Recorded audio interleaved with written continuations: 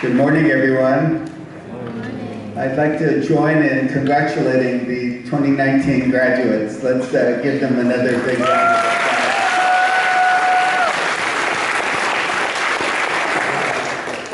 I want to thank Karen Umamoto for inviting me today, and I want to congratulate the professors and staff of Asian Americans Studies. They are a terrific bunch of people.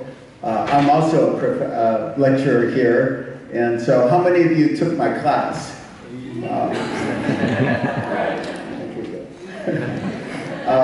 You know, when I accepted this engagement, I forgot it was Father's Day, so let's give a big round of applause to all the fathers.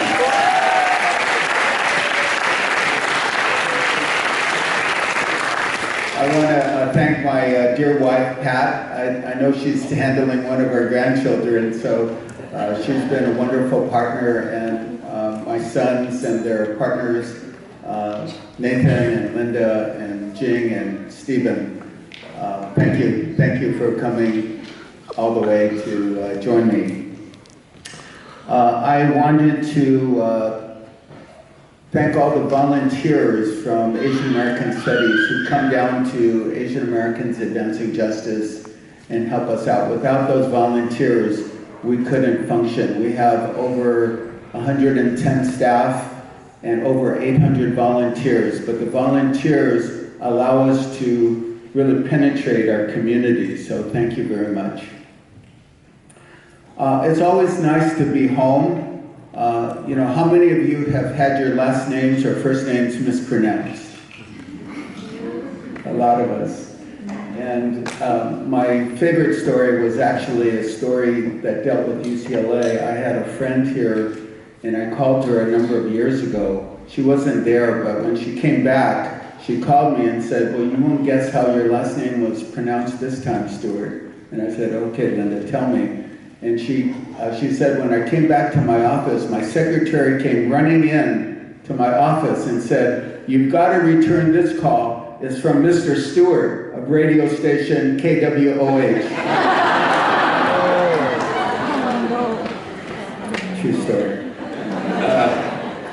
You know, as I've gone throughout the country, I realize how Asian Americans are still seen.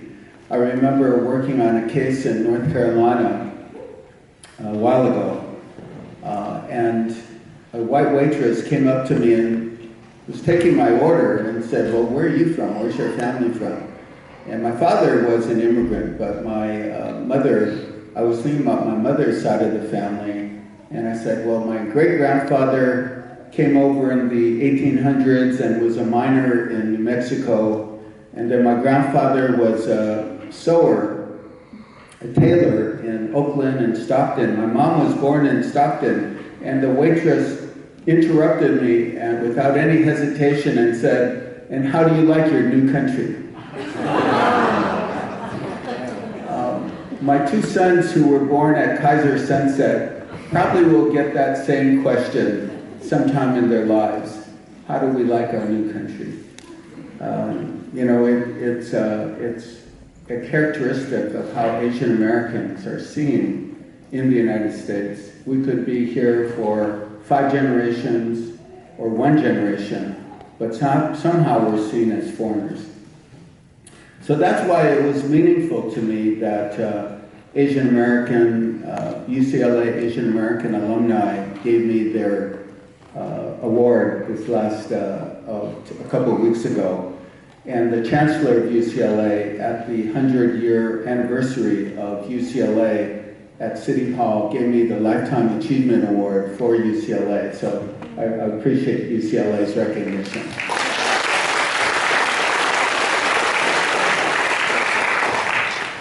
You know, as graduates, you're really on the verge of some major decisions. I remember when I was an undergraduate here, I was the chair of the Asian American Coalition. It was, at that time, we only had one Asian group on campus.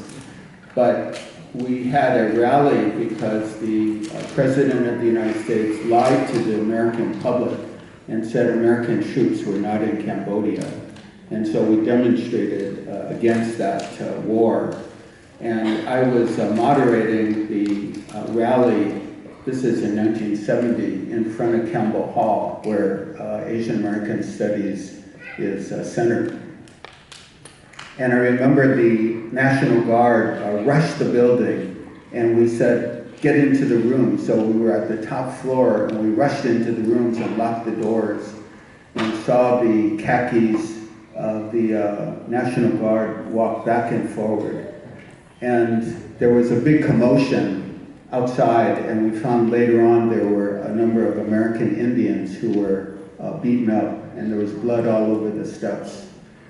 Interestingly, a few of my members got arrested that day for allegedly throwing things at the National Guard. And I helped bail them out. I called a friend of the family at midnight and said, how do I bail out the students? And at that moment, I realized I needed to help our community through the law. And so instead of applying for medical school, I applied for law school. And then later on went to UCLA law school. And so my first lesson is follow your passions. I was a pre-med major. I was listening to my parents, but I shouldn't have done that. I should have joined Asian American Studies because that was my love. And I realized I had to follow my passions. When I went to the UCLA Law School, I surprised myself and did very well and qualified for law review. And then I thought about it and I said, you know what? That's not for me, because I've dedicated my life at that time in early life to serving the community, to advocating with and for the community. And so I turned it down and we started building legal services in the Asian community. So my second awareness for the graduates is be steadfast. Don't spread yourselves so thin that you can't get really good at one thing. Get really good at one thing. And so after I graduated, I had a lot of offers to work at different places, but I realized I needed to concentrate on serving the people. And so I'm glad that the Asian Americans Advancing Justice has become the largest civil rights group that our community has ever had.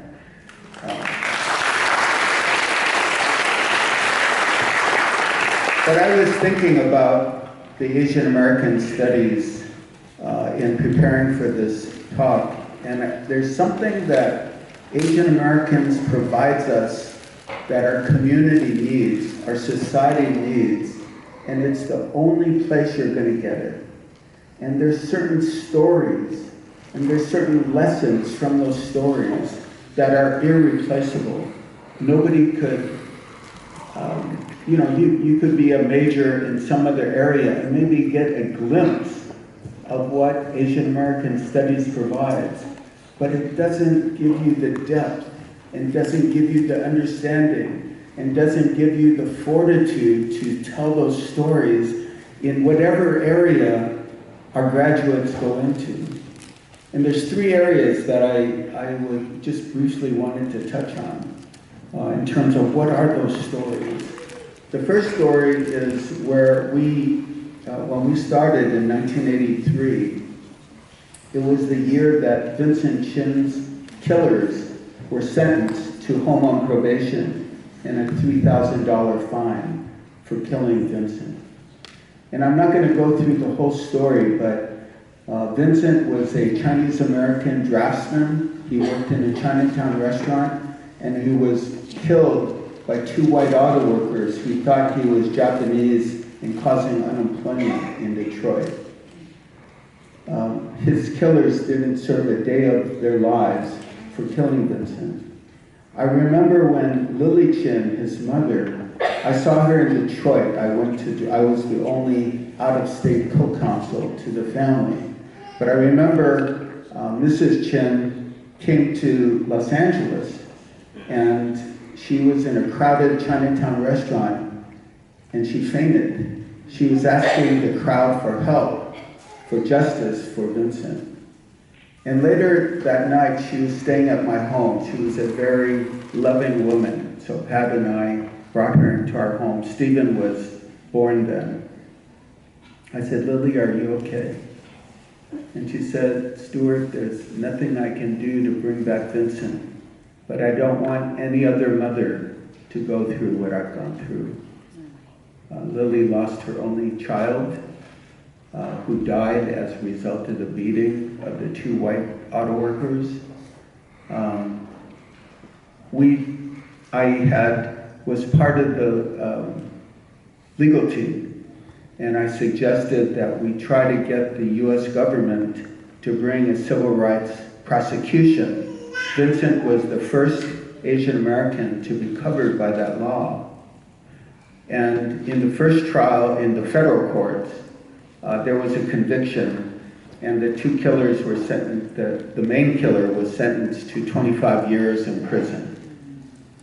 There was an appeal of that case, and the two killers were let off. I remember that case because it was sad, it was terrifying, it was horrifying, but it was inspirational because I realized we had to build the strongest institution possible to be able to fight those oppressive actions.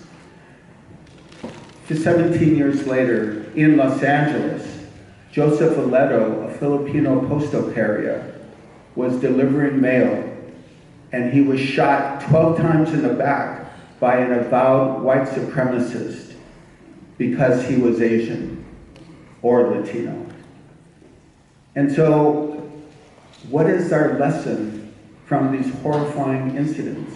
And we've worked with the Aledo family ever since, working with them every year to celebrate Joseph's life, to educate the communities.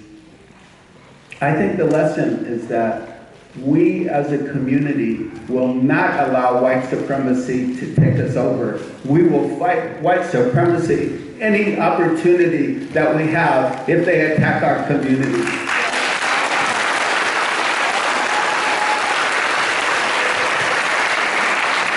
No other mother should go through what Lily Chen, Lillian Aledo have gone through. And it's our obligation to fight that white supremacy whenever we see it. What is the second story? The second story happened in 1995. A friend of mine who lived next door called me and said, you know, could you get some Thai speakers because we're going on an investigation and we need to have some Thai speakers.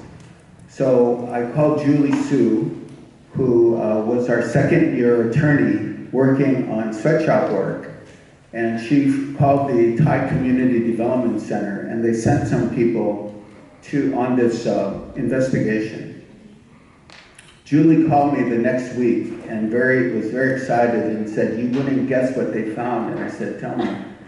They found over 80 Thai workers, 76 women, 4 men, locked up, some for over 7 years, sewing clothes in a slave shop, literally a slave shop in Omonte, California.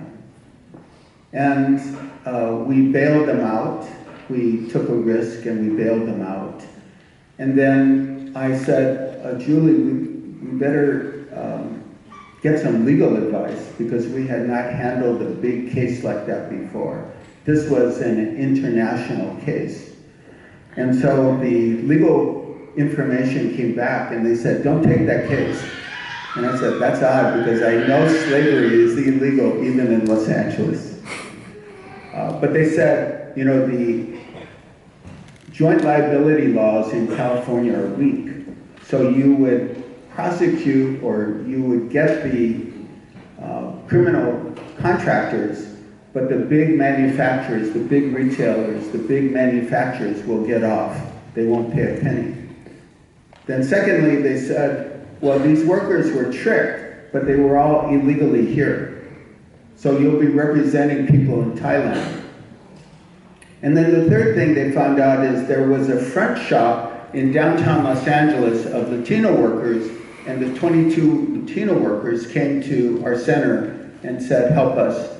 And the advice was, don't represent them. They don't speak the same language. They were in a different location. You'll have hundreds of thousands of hours, and they won't get along. Well, the lesson from this is that we will not always listen to legal advice because we will stand up for justice. And we didn't listen to any of that legal advice. 5 years later, we were able to get $4.5 million from the large manufacturers and retailers. We were able to get legal status for all the detained workers because we went to see the Attorney General, we went to see the head of the Immigration Service, and the Thai and Latino workers did unite and went to Sacramento in the year 2000. And today, California has the strongest anti-sweatshop laws in the United States of America.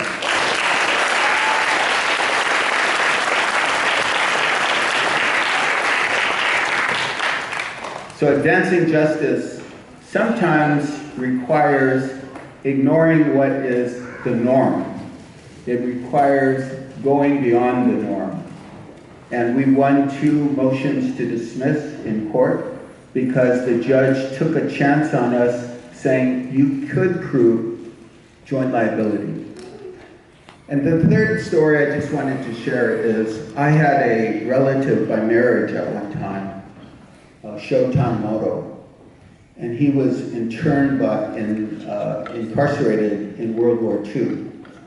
And at one family gathering, I said, Sho, if you could have foreseen getting rounded up, put into a concentration camp for 3 years, 5 years before it happened, what was missing from our community?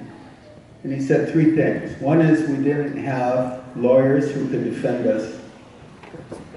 2 is we didn't have strong community organizations who could fight for us. And 3 is we didn't have allies. Even some other Asian American groups didn't support us. Even the Japanese American community was divided. And so I have felt for a long time that Asian Americans, as a lesson, need to develop allies. And I was thinking about it and preparing for this, and I was reading a number of books. In 1869, Frederick Douglass spoke out on behalf of Chinese and Asian Americans.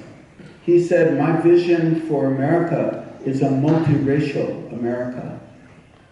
Chinese should be able to vote. They should be able to become citizens. They should be able to be integrated into the United States of America. In 1942, there were organizations that stood up against the incarceration of Japanese Americans. Amongst them, NAACP spoke out very eloquently against the incarceration of Japanese Americans. We need to take those lessons, those alliances, and build on them. We could agree on affirmative action, or maybe some people disagree with it, but the alliance needs to be built.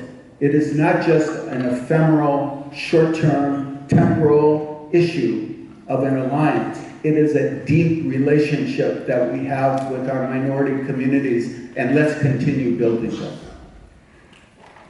I would just like to close by saying Renee Tajima, my wife Pat, are working on a 5-hour documentary on Asian Americans, and other Asian American studies professors are helping them because this 5-hour documentary will showcase the history and the current status of Asian Americans throughout the United States of America. So let's thank them for their work, and let's thank them for their opportunity. Let me just close by saying Asian American Studies graduates have that opportunity to tell these stories. I just gave a glimpse of those stories. You have that opportunity to tell those stories, to share those lessons in whatever endeavor you get into. And it's powerful. We will change the world by expressing our stories, our history, what we have learned, why we believe that the United States needs to be a multiracial, multi-ethnic democracy that the world really has never seen before. Thank you very much.